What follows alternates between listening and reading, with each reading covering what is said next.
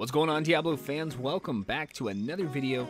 In this video, I'll be going over my Hybrid Bonespear Necro build that uses Bonespear and Teeth for its primary source of damage, Blood Warp for the mobility, and Skeletons, Golems, and Revives for better crowd control and added defense. Just like my other guide videos, I'll go over all my gear, the skills that I use, and even the best practices while playing this build.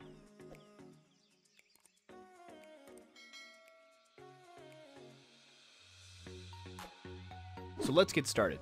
I went over the Bonespear Necro before in a previous video, using some of the finer items that I'd found earlier in the season, but after multiple people were throwing ideas of going max block, I quickly began to see some of the other ways I could play this Necromancer.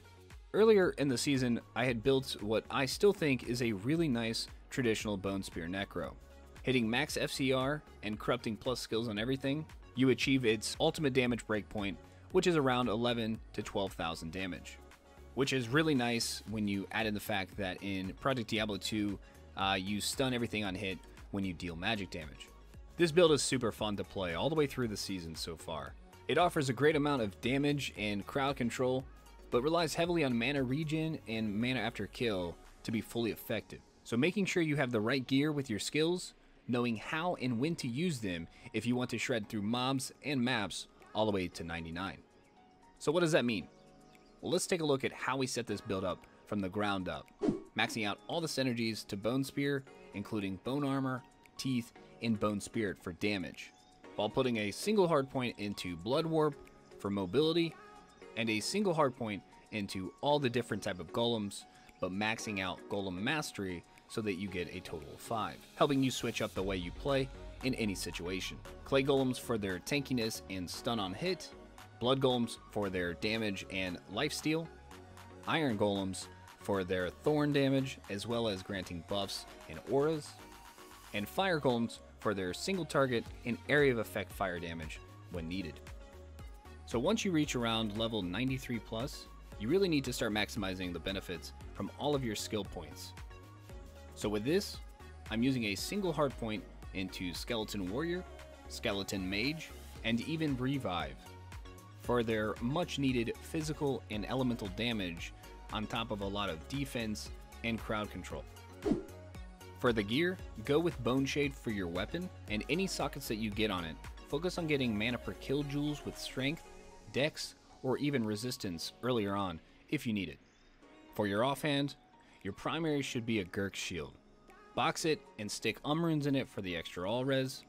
This item's great. It grants all skills, all res, replenish life, faster block rate, block chance, with a little touch of physical damage reduction. For your armor, go with an Atmos over a Viper Magi. This adds so much more defense, granting plus skills, 30 FCR, 30 FHR, replenish life, increased maximum mana and dexterity. Puzzle boxing and sticking runes in it for the extra all res. For my helm, I went with a Steel Shade with a +1 all skill corrupt.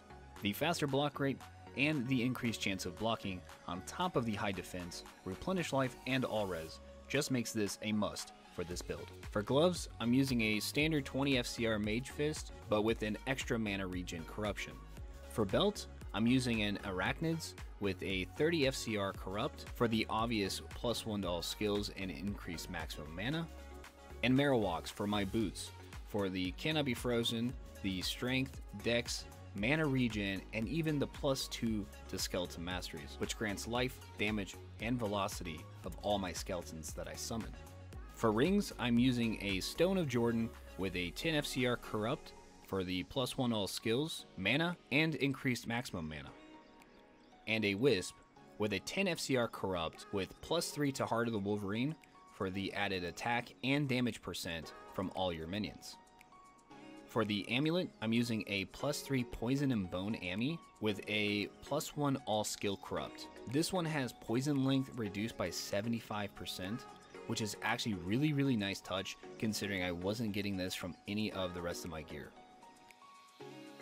On swap, I'm using a Call to Arms and a +3 to all skill Lidless, or even sometimes I use this Lidless just for the increased maximum mana and mana after kill if necessary.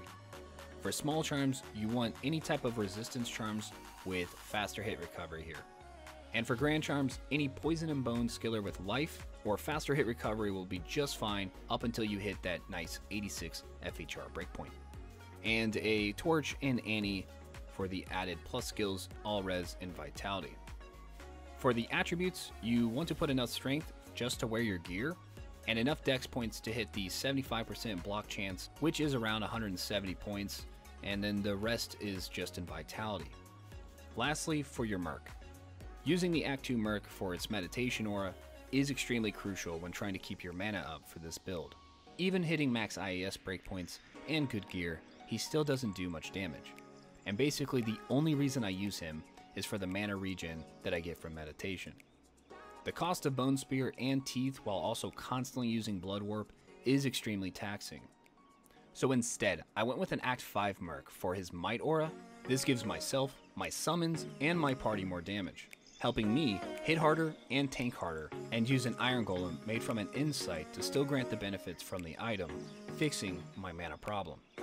Now with the Iron Golem, they will stay up until either you or them die, or another Golem is summoned in its place, and are supposed to carry over into your games, but I have had the issue with them not spawning into the next game.